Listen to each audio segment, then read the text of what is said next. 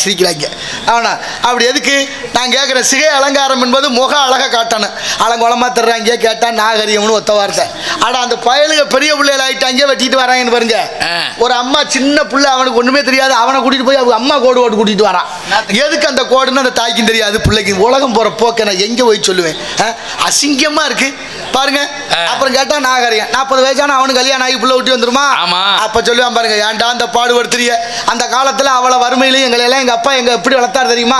எங்கள் அப்பா மாதிரி அப்பாவை பார்க்க முடியாதும்ப. எப்போ? 40 வயசுல. யதார்த்தம், இதுதான் வாழ்க்கை. இக்கரைக்கு அக்கறை பச்சை, அக்கறையோட இருந்தா இக்கரை பச்சை. அத்தனையும் நஞ்சா போய் விட்டது இந்த உலகத்தில். தயவு செய்து சிந்தித்து பாருங்கள். நோய் இல்லாத மனிதர்களை காண முடியவில்லை. அதிகமாக மருத்துவமனை கட்டப்பட்டு கொண்டே இருக்கு. ஏன் அப்படின்னா நோயாளிகள் பெருகி கொண்டே இருக்கிறார்கள். 25 வருஷத்துக்கு முன்னால குடும்ப கட்டுப்பாடு மையம் இருந்துச்சு தமிழ்நாட்டில். ஏன் அதிகமாக குழந்தை பிறப்பு நடக்குது, அதனால ஜனத்தொகை கூடுது.